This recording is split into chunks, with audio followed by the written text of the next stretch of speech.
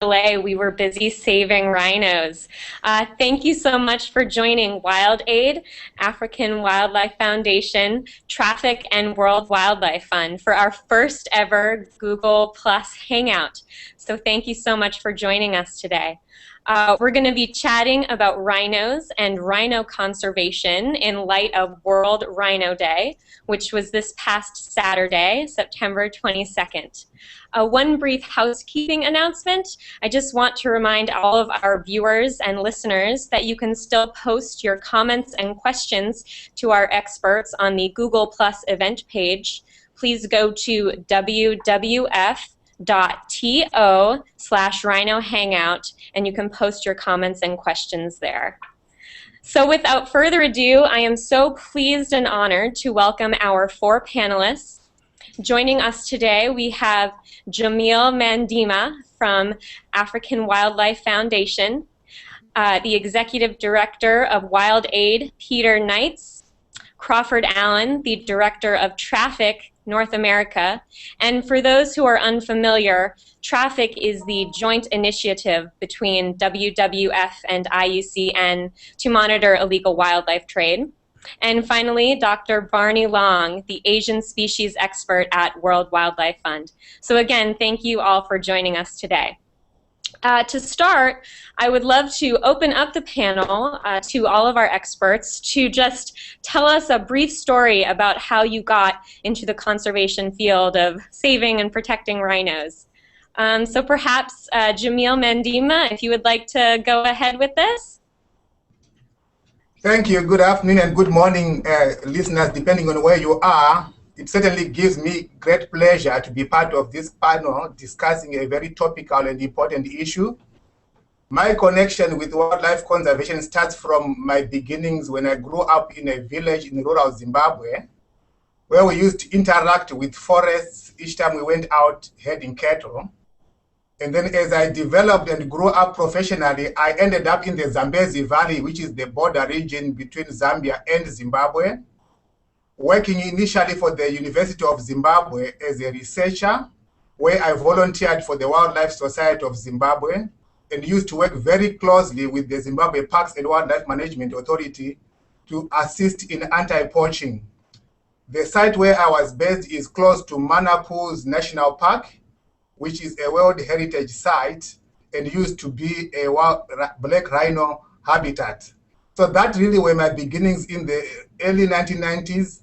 And then I transitioned to join African Wildlife Foundation, again based in the same area, working in the transboundary Zambezi heartland, which transcends Zambia, Zimbabwe, and Mozambique, now including Lower Zambezi National Park in Zambia, again a former rhino habitat. So my connection with rhinos dates back to the last, say, 20 years almost. And then I continued to work up to this date, looking at rhino work in Victoria Falls, Mosi-oa-Tunya National Park, and then our other rhino sites across our landscape in Africa. So that's my connection, and I have a passion for it. And I'm so excited that we are all discussing this important issue today in commemoration of World Rhino Day. Wonderful. Thank you, Jamil. Peter, over to you. Thank you. My interest partly comes from my background, which was in economics, and I'm really interested on how we can try and reduce the market for rhino horn and other endangered species products. Because our belief at WildAid is that if you can't reduce and ultimately end the markets, we won't get on top of the poaching problem. So I've been working on this for 25 odd years now, mainly in Asia. And, you know, we have a big campaign, education campaign going on things like shark fin. And we're hoping this next year to be extending that to rhinos to really try and educate people who are consuming these products why they shouldn't take rhino horn. Wonderful. Thank you. Over to you, Crawford. Welcome. Hey, thank you. And thanks, everybody, for joining us to this hangout today on World Rhino Day. My interest in conservation started probably before I could read, with my obsession with wildlife, reading everything and then reading everything I could and trying to do everything I could. But I initially started looking at the threats to wildlife, and basically I was working on red lists that were documenting extinction. To be having some technical difficulties. I'm not sure if our viewers and listeners could hear you, so hold on one second. Yeah. Stand by.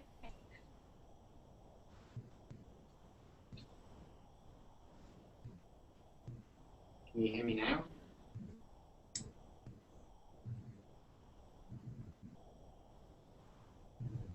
Any luck? No luck just yet. Well, to keep things moving forward while we're fixing Barney's mic, Jamil, over to you. You've spent a significant amount of time in a place where rhinos actually live. And so I was wondering if you could give our listeners and viewers just an overview of the situation on the ground in Africa. Thank you. I believe the majority of those that have dialed into this hangout are aware of the history of how Africa used to be endowed with large populations of both black and white rhinos, which then used to have a pan-African distribution. But in the 70s and 80s, we started seeing a very serious and significant decimation and poaching of the rhinos. And we are now going through a phase which I would almost equate to a Second World War for the rhinos. What we have seen happen over the last 3 decades is a very steep decline in rhino populations as a result of escalating poaching. And we're now looking at black rhinos and white rhinos being confined to 8 of the Southern and East African countries, having been eliminated in most of the countries across Africa.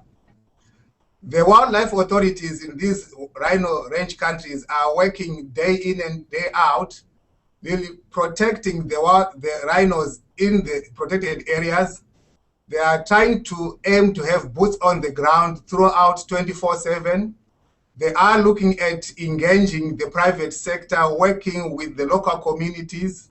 But what is obtaining is that the poachers are employing sophisticated methods. And oftentimes they are really using high-powered firepower. They are using high-tech equipment.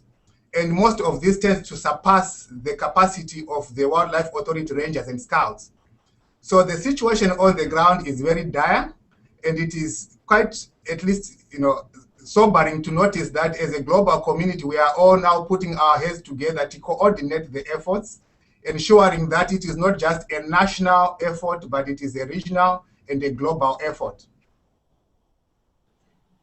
Sure, absolutely. So Jamil, you mentioned sort of the rangers who are on the ground working to protect rhinos. I was wondering if you could elaborate a bit more on sort of the role that eco guards and rangers play in helping to protect the species.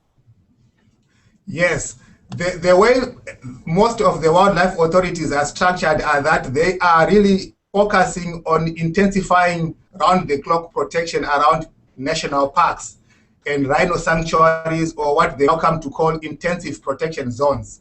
So the cadre of staff that really man this job are what are called scouts, rangers, depending on which country one is, or eco guards. And the idea is to have 24/7 patrols with them taking turns round the clock, and they have to be fully equipped with transportation, with good firearms, with ammunition, with camping equipment, and all the GPS required to be able to navigate throughout the period of a day and night. And what has also happened in these countries is to engage local communities by bringing in what we call village or community scouts. Because what is very clear is without engaging local communities, you lose part of the intelligence you can gain to be able to attack and to be able to prepare for poachers that will be coming through the areas. So I would almost end by saying rangers, eco guards are really the boots on the ground. And even as there are so many issues to do with the illegal rhino trade, we do need to keep the boots on the ground strong, supporting the rangers, incentivizing them, and making sure that they're able to operate and they're out of danger, particularly if they have to face these sophisticated poachers that come with sophisticated equipment. Wonderful, thank you. Certainly the role of rangers plays a critical part in protecting the species. Moving on, we have a question folks would like to know why rhinos specifically are targeted by poachers. And so perhaps, Peter, if you might be able to speak on sort of the demand of rhino products coming from Asian countries, that would be wonderful. Sure. Well, rhinos are quite unusual because they're one of the species which actually have plenty of habitat left. Many endangered species have a very restricted habitat. Rhinos have plenty of habitat. I was just in Kenya recently, and there's an area where they had 4,000 rhinos about 20 years ago. Now there are none left. And this is because of the poaching just for the horn. It has been used in traditional medicine in China and other parts of Asia. It's also been used as dagger handles in Yemen. And it's now being used in Vietnam even as something as relatively frivolous as a hangover cure. And so although there is a traditional consumption, I think the big poaching surge that's gone on now, much of which seems to be destined for Vietnam, is not for a traditional market, but a new market which has evolved, where people are actually taking rhino horn before they're going out on a drinking binge, for example. So I think, to go back to what we were talking about earlier, it hasn't all been a downward decline for rhinos. Between 1994 and 2008, actually the rhino populations were going up, and the poaching was still going on, but at a much lower level. And I think what's changed since then is this new market in Vietnam has evolved, and also in China, which is the other major destination. Obviously, people have a lot more disposable income now. So the ban on rhino horn was actually quite successful between 1994 and 2008. And the populations were going up, and it was looking pretty good. And then we've been hit by a second wave of demand, if you like. And that's not just the old traditional use, but also this new use, which is very worrying and seems to be a sort of a trend thing in Vietnam. Great, thank you for that. Now let's go back to Barney. Barney, is your system up and working? There's a...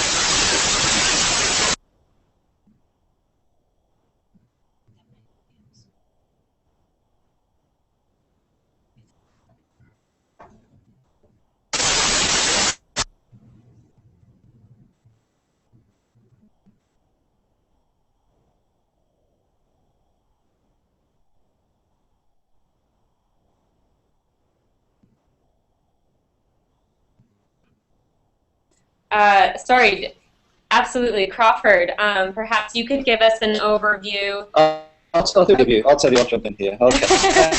I just wanted to add to what Pete was saying. It's quite right, indeed. And you know, I've personally been involved in looking at the trade where it takes place around the world over the years, and I did bring some props to try and help people visualize what we're talking about. And actually, if you can see here, this actually is what's called a jambia. This is a traditional Yemeni dagger, which I acquired in the souk in Sana'a, Yemen in '97. This one isn't actually got a handle made out of rhino horn, but that's typically what rhino horn is being used for as the ultimate sort of material for dagger handles there in demand. And this was a really big problem in the 80s and 90s, but it's been surpassed since by this new demand, and also the fact that the price of rhino horn internationally has gone so high that in fact people can't afford to buy this for Yemen for dagger handles. I don't know if you can actually see that very well on the Hangout, but this is a dagger, a pretty formidable thing that's a ceremonial, but also has been used as well by people, and it's for the belt of the males in Yemen will wear these into their belt like this. And when I was there, certainly in '97, it was still very much profitable, but it declined a lot due to the price change. And obviously it was for things like this. I'll show you some of the. This is actually some pills of rhinoceros horn for traditional Chinese medicine. And I think that Pete's point is right, but I think also this traditional medicine use is also a success story in many ways, in that organizations like the World Association of Traditional Chinese Medicine has decried the use of rhino horn and other endangered species, and people in the traditional Chinese medicine community really are turning their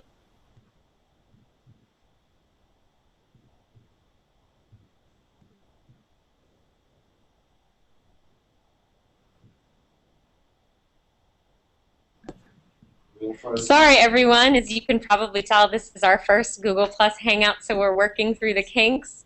We just need to get Crawford back online here.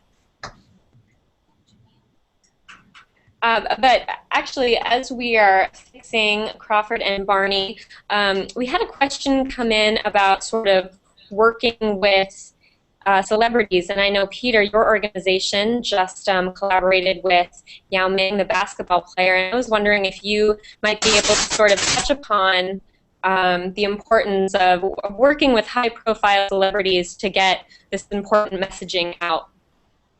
Sure, absolutely. Well, I think what's really important in China, for example, is that Chinese people are actively involved in conservation. And so we were very lucky to have Yao Ming, who is one of the most popular celebrities in China, not only get involved, but actually come out to Africa with us for 2 weeks and see for himself what was going on. So Yao got to see, unfortunately, the carcasses of some poached rhinos.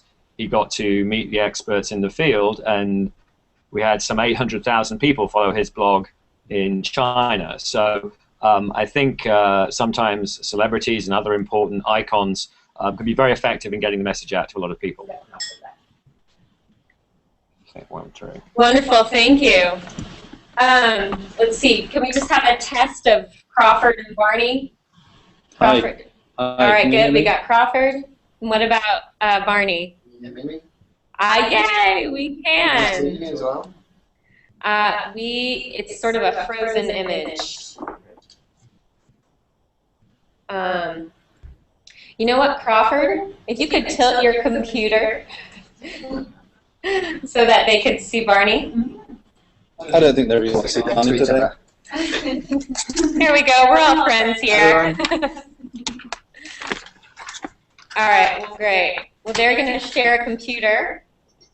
And so, Barney, again, I know we missed your introduction, so if you just wanted to give us a brief overview of the work that you do, and also to piggyback off of what Peter was saying about the plight of the rhinos in Asia, perhaps talking about the situation of Javan and Sumatran rhinos as it stands today. Yeah, hi everyone. Hope you can hear me now. Sorry about that. Yeah, as I was saying before and you couldn't hear, I was kind of obsessed with animals and conservation as a kid, and I've been very much motivated and involved to get involved in conservation and biological research from a very, very early age. When I was 18, I'd actually managed to get myself on a conservation project as a volunteer, and I was in Sumatra in Indonesia. And I remember during this time I was trekking through the dense evergreen rainforest of Indonesia when we came across the skeleton of a poached rhinoceros.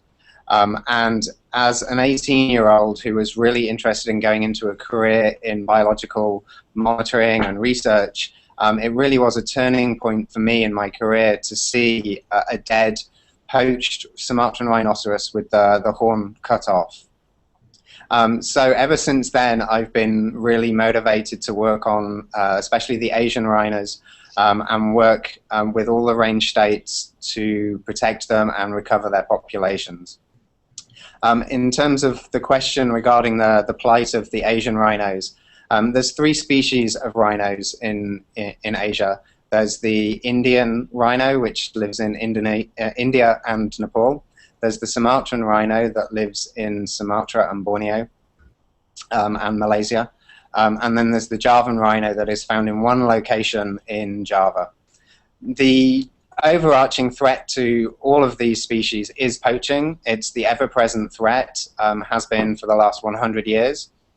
But I think, as Peter pointed out, there's been some huge successes in rhino conservation, and we really do know how to protect and conserve rhinos. Over the last 100 years, we've had huge successes with white rhinos and black rhinos and Indian rhinos.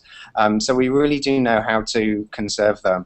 It's a very simple recipe of protecting them from poaching, managing their habitat, and actually translocating them to increase their breeding rates and create new populations. And using this, we've been able to take the Indian rhino from 200 animals to nearly 3,000 over the last few decades. So we know how to save rhinos, The problem is, do we have the resources and the political will to really put in the protection in times like this, when we have this major poaching surge driven by the demand? Sumatran and Javan rhinos, though, are slightly different to the other species, where they have an additional problem of their small population size. Javan rhinos in Java, there's only one population, and there's anywhere between 35 and 50 of these. And that population is severely under threat from individual events such as a disease outbreak. It's also right next to a major volcano which is active, and that could erupt and destroy the habitat. It could also send a tsunami over the park. So that specific individual population and species is under extreme threat from numerous different angles. So it's really important that we protect them from any poaching, we address the disease issue, and we also are looking at establishing a second population outside of this one park, so that they're not so vulnerable and all of our eggs are not in one basket. Wonderful. Thank you, Barney. I'm glad we can finally hear you. So you mentioned translocation, and I know, Jamil, you had mentioned GPS tracking. And so I was wondering if Barney and then Jamil could speak to sort of the innovative solutions that our groups are working to do to save these species. So Barney, if you wanted to perhaps talk about translocating rhinos. One of our viewers watched the flying rhino video last year, wanting to know what that was all about. And then Jamil, again, if you could talk about the innovative technology that's being developed to, again, help these species. Sure. As I explained a second ago, one of the major successes for rhino conservation has been expanding their populations. We've done this by breeding rhinos up in key locations and then moving them to new locations where rhinos had previously been poached out, protecting those populations and allowing them to breed up to become a healthy population. This has been done across southern Africa and is being replicated across India and Nepal for the Indian rhino. So it's a very, very successful way to increase the breeding rate of the rhino populations. So the flying rhino was in southern Africa, and that was just one way to translocate the rhinos from one place to the other. In India, where I work, the rhinos are translocated by putting them in crates and driven, but it all depends on the logistics of the operation as to what is the most effective way to move the rhinos. Great, thank you. Thank you. And Jamil? And just to add to what has been said now, we are also incorporating translocations where there is a general move to try and consolidate the isolated populations into sites that can be protected. This being an idea to maximize and efficiently use the resources that are available than to spread the range of that. There is also another approach which is seeking to put implants that can be tracked by GPS and satellite in the rhino horn, and the idea is to be able to, throughout from the office, track and identify and know where the individual rhinos are within a sanctuary or an intensive protection zone. And then I think the whole idea is to get boots on the ground, to get the rangers being able to identify individual rhinos. And I think we are now starting to see more and more developing technologies that are lab-based, where we look at working with institutions of research centers that will be able to do DNA indexing. The whole idea being to improve the forensic capacity to be able to identify individual rhinos. And these technologies are really all meant to do the best we can with the limited numbers of rhino populations we have across the range countries. Wonderful, thank you. So our next question, and Crawford, perhaps you could touch upon this, but we have, what role does the internet play in the illegal trade of rhino parts? Oh, thanks for that question. That's a really good question. It's one that I think many intelligence analysts around the world are trying to get to grips with right now. It's very clear that obviously the internet and the evolution of digital forms of communication are just really helping. It's a double-edged sword. I mean, it's helping very much with those criminal groups that are communicating and dealing with trading in wildlife, not just rhinos around the globe, but also it's helping law enforcement tackle it too. But I think for me, the issue of the internet is one that is something that is important to address because it is partially causing this spiraling, escalating demand in rhino horn, particularly in Vietnam, where a lot of the people who are wanting to buy or trade in rhino horn are doing so via advertising on the internet, but also through listservs and chat groups and so on, where people are connecting together to get their hands on rhino horn for whatever reason it may be. And obviously, as Pete so rightly said, this is not just necessarily about a traditional use anymore. This is about a social habit that is taking place where people are actually, you know, drinking rhino horn cocktails together as cures as a tonic or a cure for a hangover. And in fact, the recent research we've just undertaken with a report just produced by Traffic Now that documents the trade in rhino horn between Vietnam and between South Africa and Vietnam has shown that, which is quite amazing, is that actually people in Vietnam are now also taking rhino horn as a type of aphrodisiac, which is something that we'd not heard of before. It was always a kind of a jokey myth type thing that had no basis in tradition, and now it actually seems to be coming true.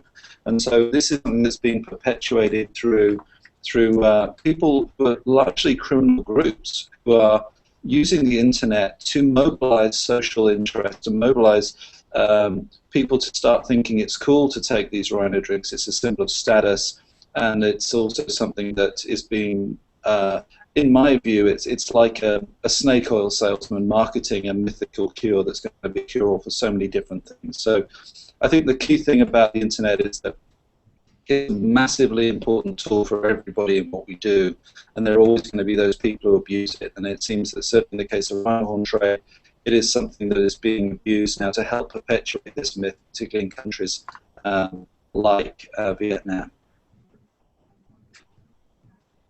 Great, thank you. I'm sure in this day and age we're all connected to the internet in one way or the other. So we also have a question come in. A lot of our viewers and listeners are obviously very passionate about this issue and protecting rhinos. And so what can the average consumer do, and or the average traveler, if you're going on a trip, a cruise to the Caribbean, what can the average person do to help rhinos and protect them? So I'm not sure, open-ended, if someone wants to raise their hand for this one. Anyone? All right, Peter, great, thank you. Hi, well, obviously, most people aren't going to come into contact with rhino horn, but there are many other endangered species products which people routinely do. You mentioned cruises, and people are often turtle shell and coral and lots of other products. So I think just generally educating people not to buy wildlife goods when they travel abroad is a good thing, because just because something may be ostensibly legally on sale doesn't mean to say it can be legally traded. And I think in Asia in particular, what we found is very effective is when the younger generation tell the older generation this stuff is not acceptable anymore. So, I've had a rhino horn trader say to me, my grandchildren call me Rhino Terminator, and it makes me feel really bad. And that's the kind of peer influence which is actually going to have an impact. So it's fine for us in the West to be critical of these things, but when people's children and grandchildren are turning around to them and saying, you can't destroy our future, that's what's really effective. So communication is key, letting people know that these are problems which are being driven by the demand. So this is not that rhinos are dying of old age and someone's picking up the horn, that every rhino has to have 24/7 protection, and that basically, if you're buying rhino horn, you're really part of an organized criminal gang, because you've got poachers, you've got maybe corrupt officials, you've got smugglers, it's a criminal enterprise, and we need to make people understand that this is real crime that impacts both the animals, but also the people who make money from tourism and you know, in Africa. So it's affecting people as well as the animals. Great, thank you, Peter. And we actually have a follow-up question for you. How does WildAid measure the effectiveness of their efforts to reduce consumer demand? Well, we do it in a number of ways. I mean, one way is to do consumer surveys before and afterwards, and we've actually just completing now in the next 2 weeks, we'll have our pre-survey on rhino horn in China. So you can do pre and post surveys just as any market research company would do.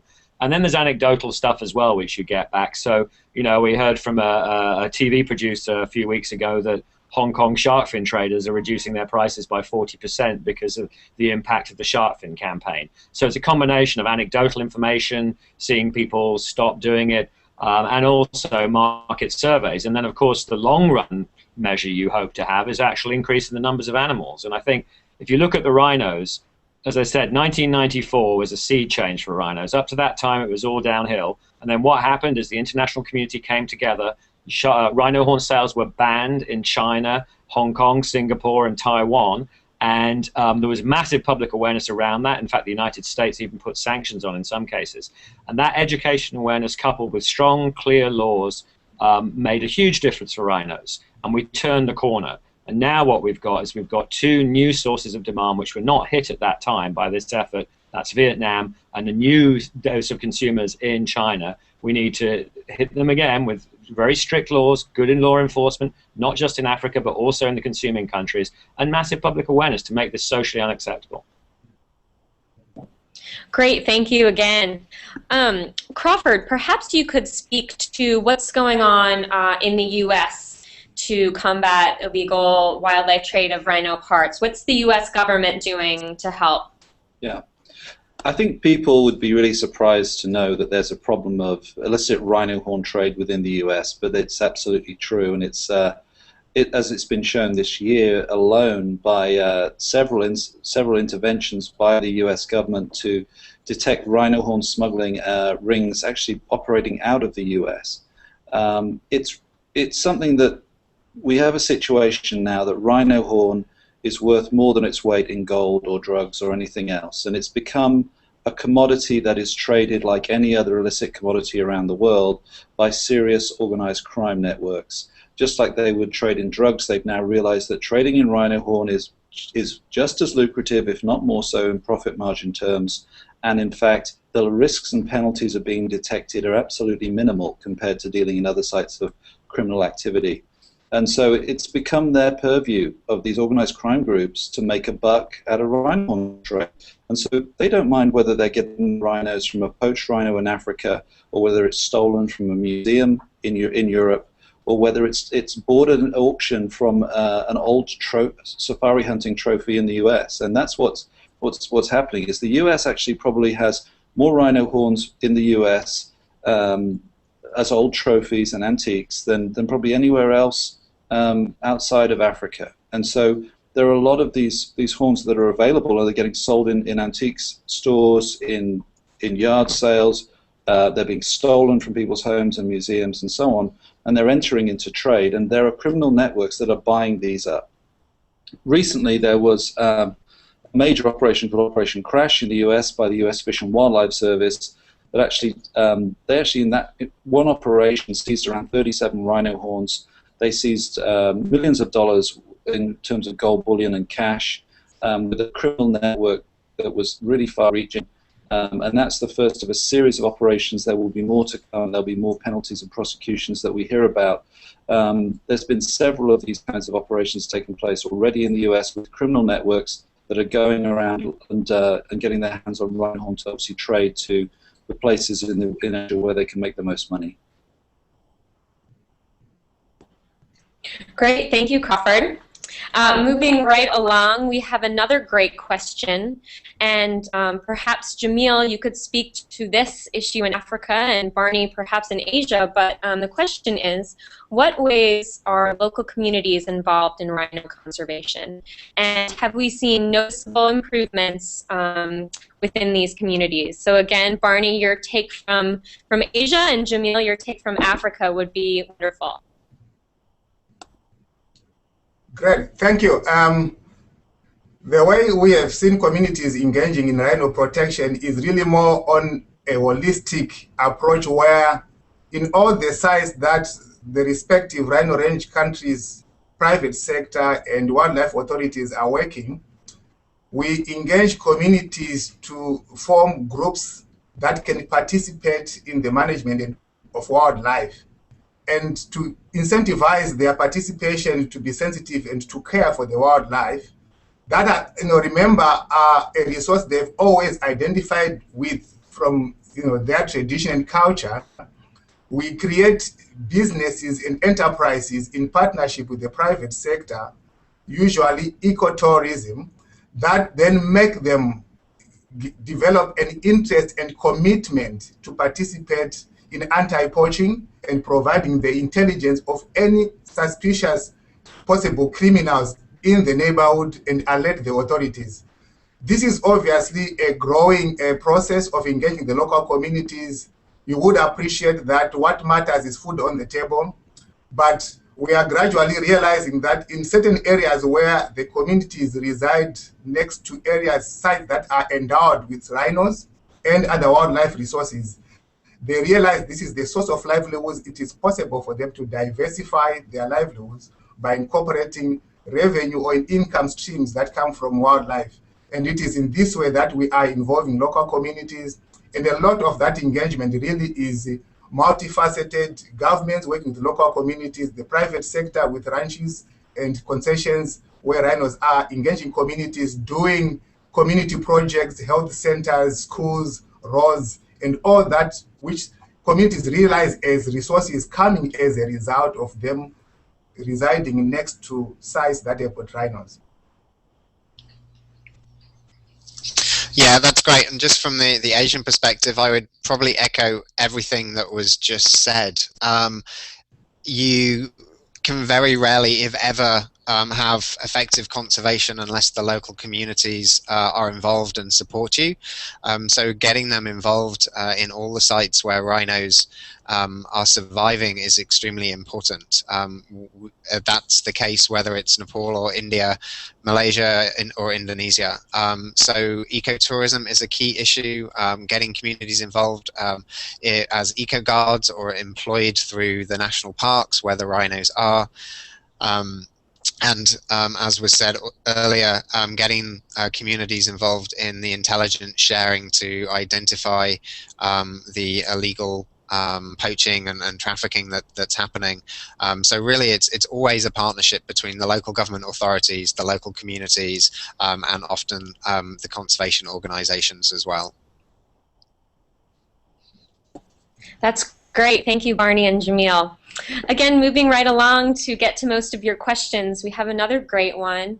The question is, why should we care? What's so special about rhinos, and what role do they play in protecting a balanced ecosystem? So I open this up to our panelists.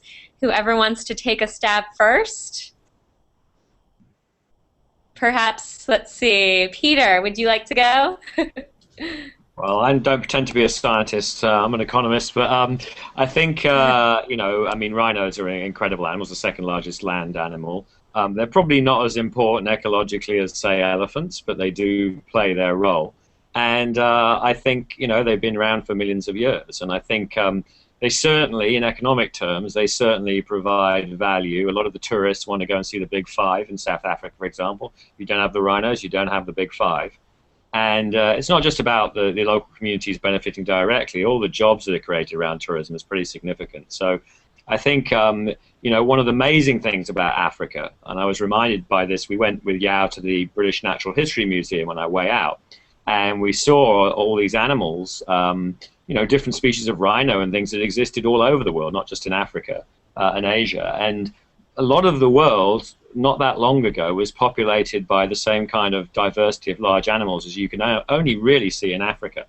And still going to Africa and seeing rhinos and elephants and giraffe and all these species of gazelle and various animals and predators is an absolutely amazing experience. And I think it's something which, if we lose that, the human race is much poorer, both in economic terms in sort of tourism, but also in sort of value terms. We lose some of our humanity.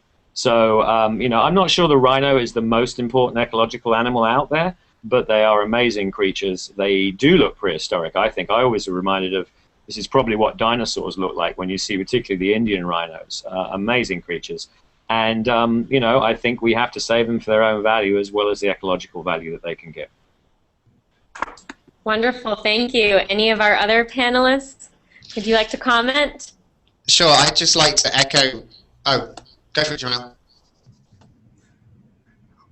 Well, I probably just wanted to reinforce the point that Peter raises about just having that diversity in an ecosystem in itself provides a richness that is unique, and you find that in Africa where the rhinos are, in Asia where they are, and by just missing that link of the big five, which is the direction we seem to be heading to, it means you lose something which has an aesthetic value that may not necessarily be explained from a trophic function in relation to other parts of the ecosystem. But we do know that the whole cocktail of the residents of wildlife species and the different habitats do make the unique character of the great places that are available in Africa and in Asia. So, and the rhinos are a critical component of that system. So I think it is that, maybe not ecological function, but that's that presence which is critical for rhinos to be in the system. Yeah, I would just add to that. I think there's obviously very good ecological and economical and even cultural reasons to save the rhino. But to me, there's also an ethical reason. They're an amazing species, and there's no reason why they should not be allowed to survive on this planet. And we have an ethical, what's the word? Obligation to protect them.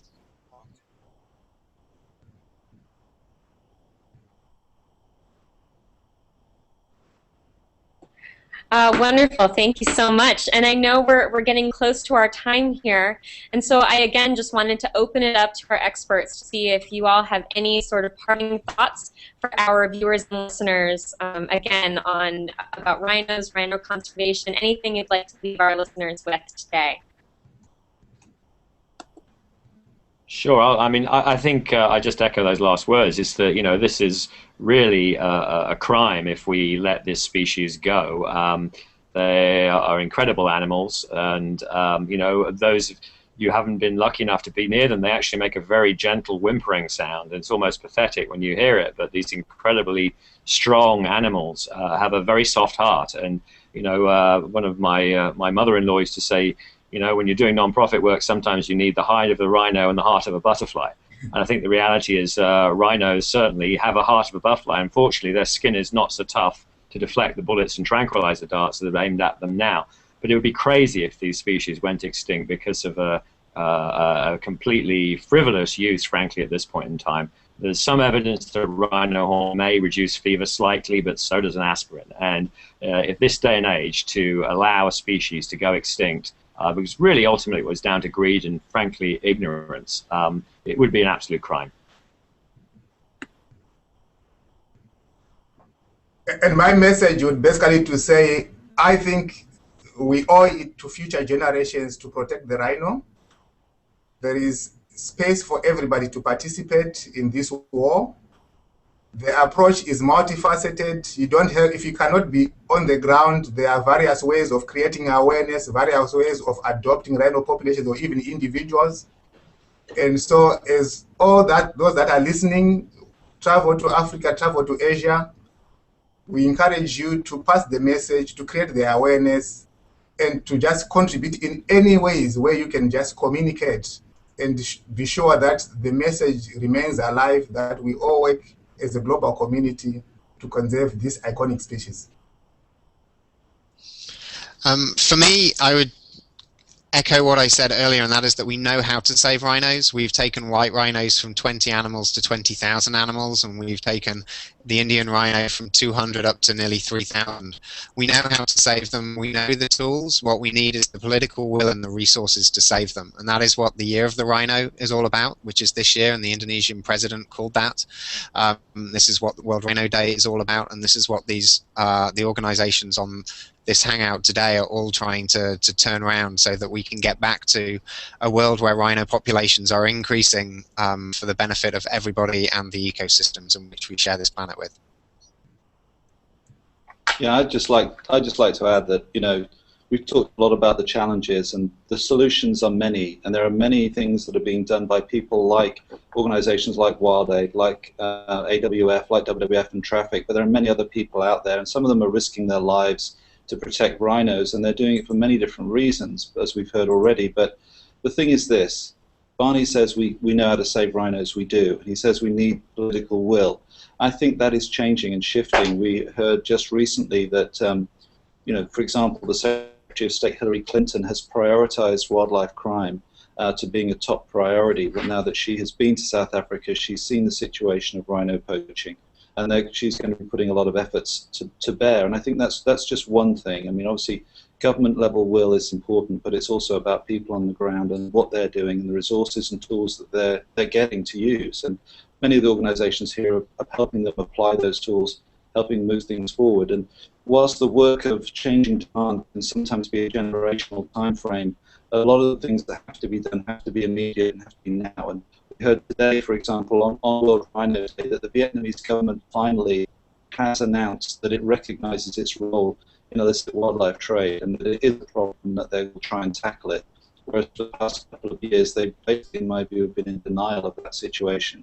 We're making steps forward and going forward together with organizations like those on the Hangout today. We're going to help save the rhino, because we have to. And the people who sort of joined us here today are going to help us in that, and it needs more people like that. So let's work together, and I think we've got a future for rhinos. Wonderful. Well, thank you all so much. Your work is certainly so inspiring. Unfortunately, that's all the time we have today for questions.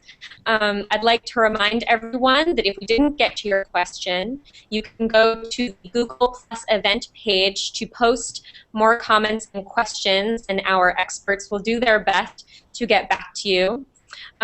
Also, after this broadcast, the live YouTube link will be available on the Google Plus event page as well. So I encourage you all to view the entire segment in its entirety and to share with fellow colleagues and friends. The Google Plus event page is www.to/Rhino Hangout.